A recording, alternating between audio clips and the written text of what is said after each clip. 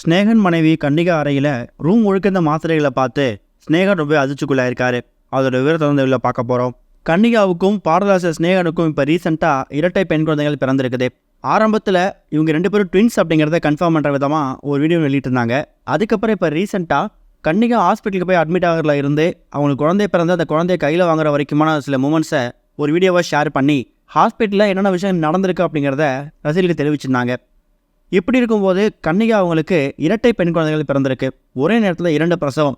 சொல்லப்போனால் இந்த 2 மறுபிரிவுகளுக்கு சமம் அப்படிங்கிற மாதிரி தான் ஸ்னேகன் கன்னிகாவை பார்த்துட்ருக்காரு. தான் அம்மாவுக்கு அப்புறமா தனக்கு பிடிச்ச பெண் குழந்தைய வந்து கன்னிகா தான். அவங்க மூலயமா 2 பெண் குழந்தை கிடைச்சதை ஒரு மிகப்பெரிய வரமாக தான் பார்க்குறாரு.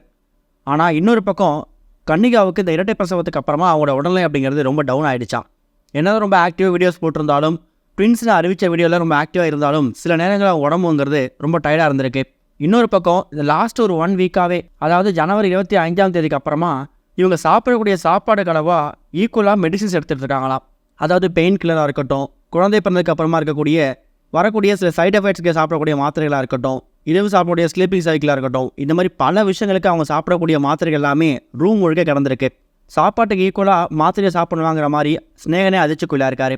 அதுக்கப்புறம் ஒரு வேலைக்கு தேவையான மாத்திரைகளை தனித்தனியாக பிரித்து எடுத்து, ஒருவேளை நான் வெளில போயிட்டா கூட இந்த மாத்திரை நீ சாப்பிடணும், இந்த வேலைக்கு இந்த மாத்திரை சாப்பிடணும்னு சொல்லி பிரித்து வச்சுட்டு தான் ஸ்னேகன் வெளியே போகிறாராம்.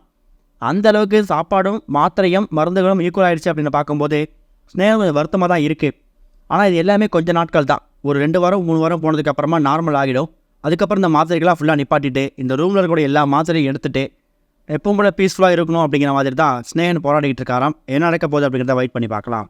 இது ஒரு பக்கம் இருக்க, இப்போ தமிழ் சினிமாவில் டாப் ஹீரோஸில் ஒருத்தர் இருக்கக்கூடிய சூர்யா அவர்கள் தன்னோட ரசிகர் கொடுத்த ஒரு அட்வைஸை பற்றி சில விஷயங்களை ஓப்பனாக ஷேர் பண்ணியிருக்காரு. கங்குவா படத்தோட மிகப்பெரிய தோல்விக்கு அப்புறமா கார்த்திக் சுப்ராஜ் இயக்கத்தில் ரெட்ரோ படத்தில் நடிச்சு வந்துட்டுருக்காரு. இந்த படம் வந்து மே 1ஆம் தேதி ரிலீஸ் ஆக போகுதுங்கிற மாதிரி ஆஃபீஸில் அறிவிச்சிருந்தாங்க. அதுக்கப்புறமா ஆர்ஜே பாலாஜி இயக்கத்தில் வரக்கூடிய ஒரு படம், அதுக்கு அடுத்ததாக வாடிவாசல் திரைப்படம் சொல்லி எக்கச்சக்க படம் லைனப்பில் இருக்குது. இந்த நிலையில் தான் ரசிகர் கொடுத்த ஒரு அட்வைஸை பற்றி சூர்யா அவர்கள் ஓப்பனாக ஷேர் பண்ணியிருக்காரு. அது மூலமா என்ன மாற்றிட்டார் அப்படின்னு சொல்லியிருக்காரு. அதில் அவர் என்ன சொல்லியிருக்காருன்னா, நான் எப்போதுமே என்னோடய பேண்ட்டை இடுப்புக்கு மேலே தான் போடுவேன். ஆனால் நான் சிங்கப்பூரில் இருக்கும்போது என்னோடய ஃபேன் ஒருத்தர் என்னை பார்த்துட்டு, நீங்கள் பேண்ட்டை வந்து லோ ஹிப்பில் போட்டால் சூப்பராக இருக்குன்னு சொன்னார். அன்னையிலேருந்து இன்ன வரைக்கும் இதை நான் ஃபாலோ பண்ணிக்கிட்டு இருக்கேன். அந்த ரசிகரோட முகம் எனக்கு இன்னமும் ஞாபகத்தில் இருக்குது. அதை நான் என்றைக்குமே மறக்க மாட்டேங்கிற மாதிரியும், நான் லோ ஹிப்பில் பேண்ட் போட்டதுக்கு அப்புறமா நிறைய பேர் அதை நோட்டீஸ் பண்ணி பாராட்டாங்கிற மாதிரியும் ரசிகர் கொடுத்த அட்வைஸை ரொம்ப ஓப்பனாகவே பேசியிருக்காரு.